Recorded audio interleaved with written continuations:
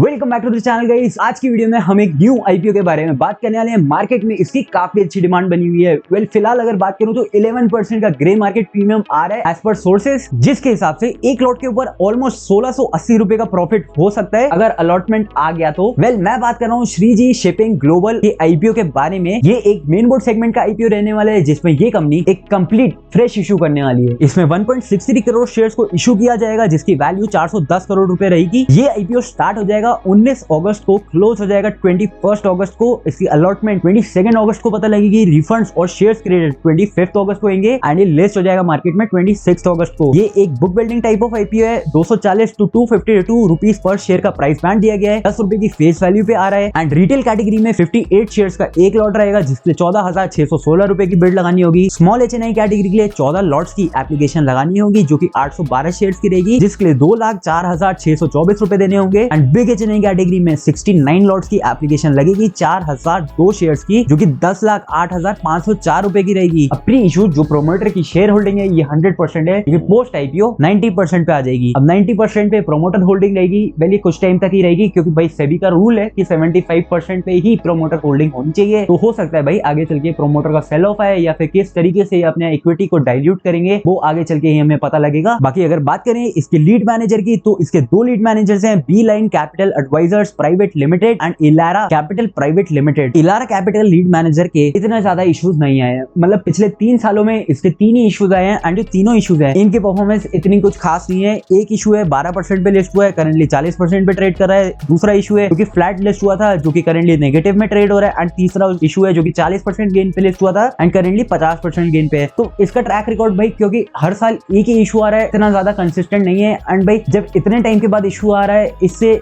आपको आईपीओ में लगाना है, इस बात का कॉन्फिडेंस कैसे आ सकता है? तो जिस वजह से मैं इसका ट्रैक रिकॉर्ड गुड ही बोलूंगा, क्योंकि इतना ज्यादा नेगेटिव नहीं है इसका कोई भी इशू, बट स्टिल इससे कॉन्फिडेंस नहीं आता है। पर जो B line capital advisor limited है, इसके जब ट्रैक रिकॉर्ड को हम देखते हैं तो इसके कई सारे इश्यूज आए हैं, जिसमें बहुत सारे इश्यूज मैक्सिमम गेन पे लिस्ट हुए हैं। एंड इसके ट्रैक रिकॉर्ड को देखते हुए डेफिनेटली काफी ज्यादा कॉन्फिडेंस आता है एंड इसके ट्रैक रिकॉर्ड को हम गुड टू वेरी गुड बोल सकते हैं। अब बात कर लेते हैं ये कंपनी है क्या, करती क्या है एंड क्या आपको इस पे अप्लाई करना भी चाहिए या फिर नहीं। ये कंपनी एक गुजरात बेस्ड कंपनी है, शिपिंग स्पेस में अपने आईपीओ को लेके आ रही है। 1995 में ये कंपनी इनकॉर्पोरेट हुई थी, जो कि 2 मार्च 2024 को एक कंपनी में फॉर्म हो गया, Shreeji shipping global private limited. ये कंपनी शिपिंग एंड लॉजिस्टिक्स में फोकस करती है, focusing on dry bulk cargo across various ports and jetties in India and Sri Lanka. इसके ऑलमोस्ट 80 वेसल्स हैं, जो कि कंप्राइज करते हैं बार्जेस, मिनी बल्क कैरियर्स जिन्हें एमबीसीज भी बोलते हैं, tug boats and floating crane, more than 370 earth moving equipment such as material handling machines, excavators, pay loaders, पर्स, trailers, tankers and other vehicles. ये सब इस कंपनी के फ्लीट में शामिल हैं। उसके साथ ही इसकी प्रेजेंस 20 की पोर्ट्स एंड जेटीज में है, including major Indian ports like Kandla and non major ports such as Navlakhi, Magdalla, Bhavnagar, Bedi, Dharamtar, international ports of Puttalam in Sri Lanka. This company offers end-to-end logistics and shipping solutions for dry bulk cargo, covering both cargo handling and transportation services. ये company ship to ship, lightage, stevedoring and port based cargo movement services provide करती है and transportation services भी provide करती है from port to customer premises and vice versa. इसमें basically अपनी services को 4 parts में डिवाइड कर रखा है: cargo handling services, transporting services, fleet chartering, equipment rental services and other operational income, जिससे ये scrap sales and ancillary activities से पैसे कमाते हैं। ये कंपनी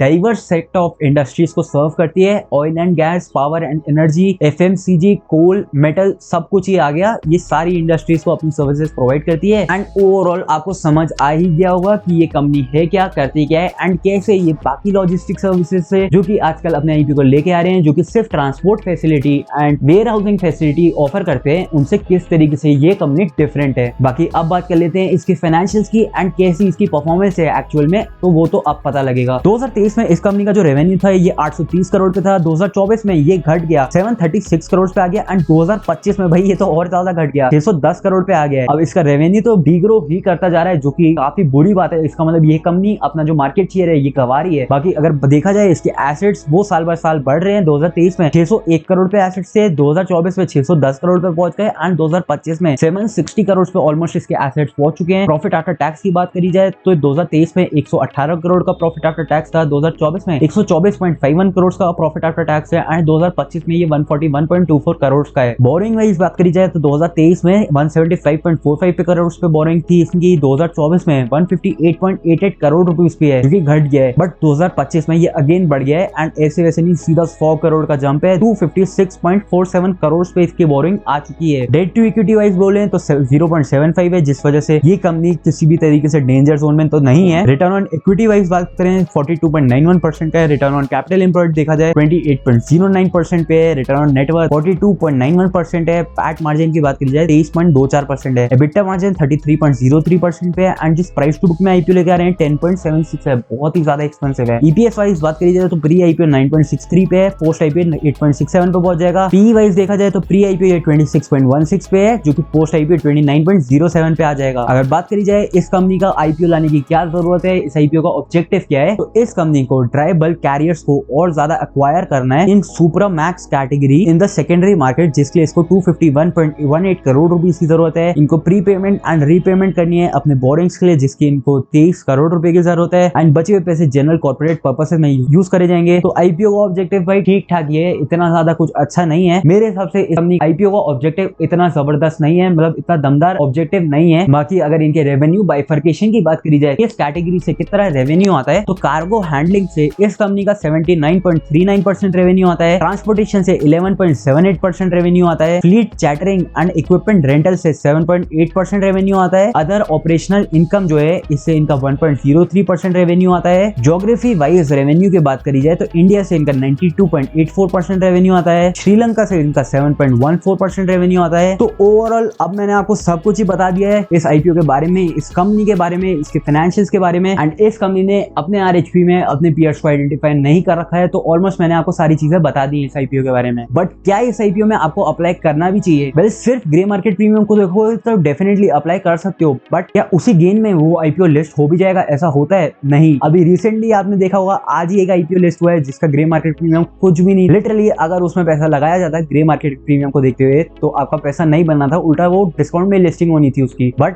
आज सब कुछ सरप्राइज हो गए, सब लोग सरप्राइज हो गए। वो आईपीओ डायरेक्ट 90% के गेन पे लिस्ट हुआ है। तो भाई सिर्फ ग्रे मार्केट प्रीमियम के भरोसे नहीं रहना चाहिए। एंड वही चीज मैं यहाँ भी बोलूंगा, इसका 11% ग्रे मार्केट प्रीमियम तो बता रहा है, बट मेरे हिसाब से ये इतना दमदार आईपीओ नहीं है। इस आईपीओ में सब्सक्रिप्शन के फिगर्स को देखते हुए ही अप्लाई करूंगा मैं, उससे पहले मैं कोई डिसीजन नहीं बनाने वाला हूँ। ऑलरेडी गाइज अभी एक हफ्ते पहले मैं वीडियो को पोस्ट करूंगा एंड ये आईपीओ अभी स्टार्ट भी नहीं हुआ है। अब ये ऐसा इस वजह से कह रहा हूँ मैं, सबसे पहले इस आईपीओ के 2 लीड मैनेजर्स हैं। 2 लीड मैनेजर्स का मतलब ये नहीं है कि ये आईपीओ बहुत ज्यादा अच्छा है, इसका मतलब बस यही है कि इसका किसी भी तरीके से सब्सक्रिप्शन के नंबर्स को लाना है, जिस वजह से लीड मैनेजर्स 2 हैं। बी लाइन वाले लीड मैनेजर्स से डेफिनेटली कॉन्फिडेंस आता है इस आईपीओ में अप्लाई करने का। जो इसके फाइनेंशियल्स हैं वो ये बता रहे हैं भाई इसकी मार्केट में प्रेजेंस कम होती जा रही है। इसका मतलब ये नहीं है कि जो इतना ज्यादा ये रेवेन्यू पोस्ट करें, इतने ज्यादा एसेट्स हैं, इनकी कोई कीमत नहीं है, ये मतलब नहीं है। इसका मतलब ये है कि ये कंपनी मार्केट शेयर लूज कर रही है, इस कंपनी का रेवेन्यू डीग्रो कर रहा है, जो कि बिल्कुल भी अच्छी बात नहीं है। जहाँ पे इस स्पेस में कंपनीज ग्रो कर रही है, ये कंपनी डी ग्रोथ शो कर रही है, जो कि बहुत ही ज्यादा अलर्टिंग बात है। लिस्ट हो जाने के बाद भी अगर नेक्स्ट ईयर इसका रेवेन्यू और ज्यादा गिर गया तो क्या आपके इन्वेस्टेड पैसे बढ़ते रहेंगे? नहीं, ऐसा नहीं होने वाला है। बिजनेस कम हुआ यानी कि आपका शेयर की प्राइस की वैल्यू भी गिरेगी। अब यहाँ से मैं कोई भी एडवाइस नहीं दे रहा हूँ, बट डेफिनेटली ये चीज है जहाँ पे आपको बहुत ज्यादा ध्यान दे करके चलने की जरूरत है। बाकी इस कंपनी का डायरेक्ट कोई पीयर नहीं है, इस कंपनी ने कोई भी पीयर अपने आरएचपी में आइडेंटिफाई नहीं कर रखा है एंड ओवरऑल जो ऑब्जेक्टिव है वो भी इतना अच्छा नहीं है। तो मैं पर्सनली कोई डिसीजन नहीं बना रहा हूँ। पर्सनली मेरा डिसीजन ये है कि मैं अपने पैसों को बचाऊंगा एंड इसमें नहीं लगाऊंगा, बट ये डिसीजन बदल भी सकता है अगर इसके सब्सक्रिप्शन के नंबर्स काफी ज्यादा अच्छे आ गए, या फिर grey market premium at the time of IPO close अगर वो बढ़ गया, या फिर इसके सब्सक्रिप्शन फिगर्स काफी ज्यादा अच्छे आ गए, या फिर क्यूआईबी इसका नंबर या फिर जो एंकर लिस्ट है वो काफी बढ़िया आ गए, तब मैं इस पर डेफिनेटली अप्लाई करने के बारे में सोच सकता हूँ। बट फिलहाल तो मैं नहीं सोचूंगा। ग्रे मार्केट प्रीमियम डेफिनेटली 11% में दिखा रहा है, बट मैं इससे दूर रहने वाला हूँ। बाकी गाइस मेरे बोलने या ना बोलने पे आपको कुछ नहीं करना है, आप अपने फाइनेंशियल एडवाइजर से एडवाइस लेकर के ही करेंगे, क्योंकि कोई भी नुकसान होगा उसमें मैं आपकी किसी भी तरीके से हेल्प नहीं कर पाऊंगा। फुल डिस्क्लोजर है। ये वीडियो आपको कहीं पे पसंद आई हो, आपकी कहीं से भी हेल्प हो पाई हो, वीडियो को जरूर से लाइक कर देना, चैनल को कर देना सब्सक्राइब। मिलता हूँ बहुत जल्द देखो न्यू वीडियो के साथ। Till then bye guys.